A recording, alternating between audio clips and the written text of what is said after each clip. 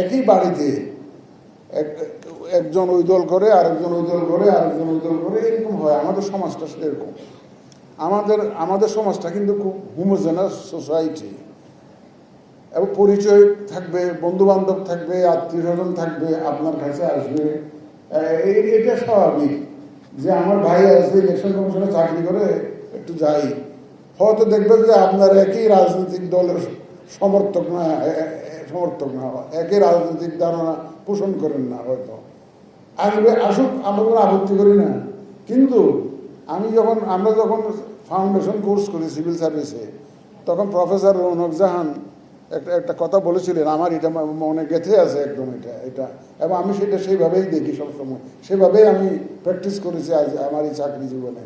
উনি বলে, রৌনক জাহান রহমান সুবহান সাহেবের মিসেস, উনি বলছিলেন, civil servant is a political person, he must be political. শিক্ষিত লোক তো, ভোট তো দিবেন, কোনো একটা মার্কাতে ভোট দিবেন আপনি, he must be political, but he or she should be non partisan.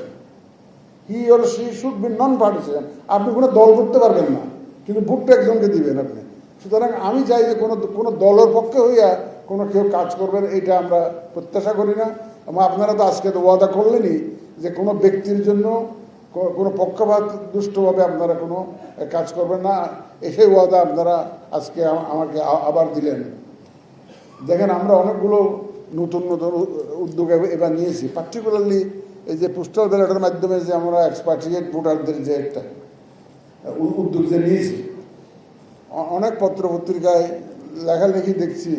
দেখেন, একটা বিল্ডিং যখন আপনি শুরু করবেন, ফাউন্ডেশনটা দিতে হয়। Foundation is always difficult and costly. Foundation investment বেশি করতে হয়। যখন ফাউন্ডেশনটা হয়ে দেখবেন যে একটা বিল্ডিংয়ের 1/3 or half of the expenditure is in the foundation, উপরের তালাগুলো দেখবেন যে ফটাফট উঠে গেছে, অনেক কম খরচে উঠে গেছে। আমরা ফাউন্ডেশনটা দিচ্ছি, এখানে এক্সপেন্ডিচার ইনভলভ হবে, এনার্জি ইনভলভ হবে, আমাদের এফোর্টস ইনভলভ হবে, এবং এটার বেনিফিট কিন্তু চলতে থাকবে ফিউচারে, ভবিষ্যতে। একবার যে শুরু হলো, এটা কিন্তু চলতে থাকবে ভবিষ্যতে।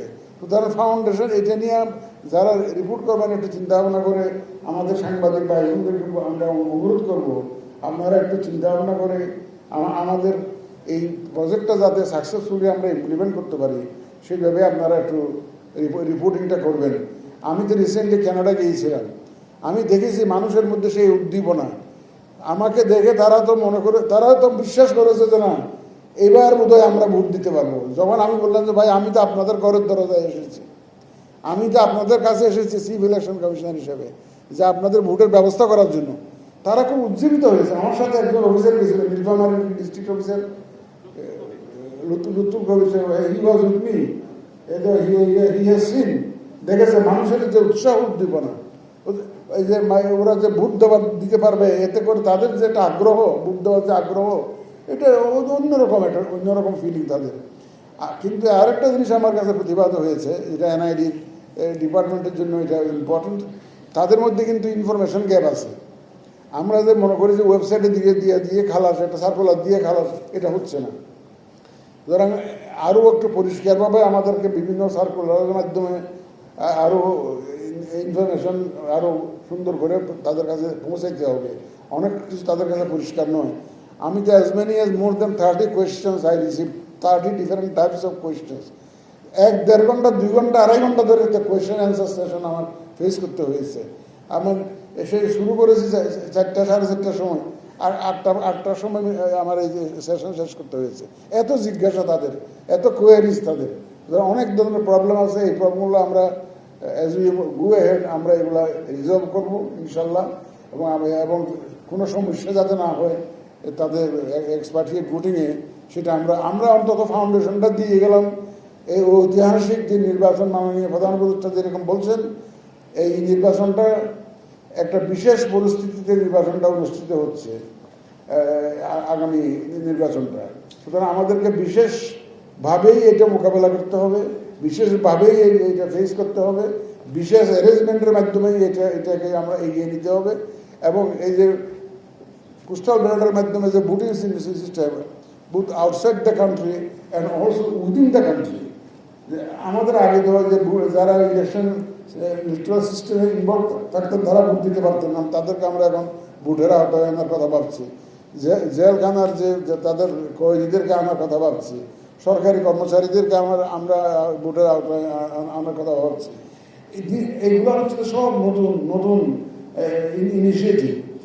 আমরা আশা করি একসাথে অনেকগুলো নিয়ে ফেললাম, যাতে too many food in our plates, আমাদের প্লেটে অনেক এখন খাবার হয়ে গেছে, আর আর আর নতুন কিছু আমরা যোগ করব না। এগুলাকে অন্তত প্রপারলি যাতে আমরা ডাইজেস্ট করতে পারি, প্রপারলি যাতে ইমপ্লিমেন্ট করতে পারি, সেই লক্ষ্যে আমাদেরকে সব ধরনের চেষ্টা নিয়োজিত করতে হবে।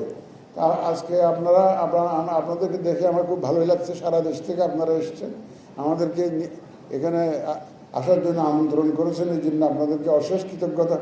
যারা এটা অর্গানাইজ করেছেন তাদেরকে আন্তরিক মোবারকবাদ জানাই। নাহলে তো এই সারা দেশের সব ক্লাস ওয়ান অফিসাররাই তো, আমাদের ইলেকশন কমিশন সব ক্লাস ওয়ান অফিসাররা এখানে আসছেন, আপনারাই তো মেইন। সুতরাং আপনাদেরকে পেয়ে গেলাম একসাথে, আমি আপনাদেরকে অশেষ ধন্যবাদ। অনেক সময় হয়ে গেছে, আমি আর কথা বাড়াতে চাই না। শুধু ওই একটা কথাই, যে আমরা যে শপথটা আমরা করেছি সেই শপথটা আপনাদেরকে ডিসেমিনেট করে দিলাম। যে শপথটা আমরা সুপ্রিম কোর্টের চিফ জাস্টিসের কাছে নিয়েছি সেটা আপনাদের কাছে আমরা হাওলা করে দিলাম। আমরা সেই শপথ রক্ষা করতে পারবো যদি আপনারা আপনাদের শপথ রক্ষা করেন। আমাদের শপথ রক্ষা নির্ভর করবে আপনাদের শপথ রক্ষার উপরে। এটা আপনাদের উপরে হাওলা করে দিলাম, দায়িত্ব আপনাদের দিকে ঠেলে দিলাম, যাতে আমরা আমাদের শপথটা রক্ষা করতে পারি।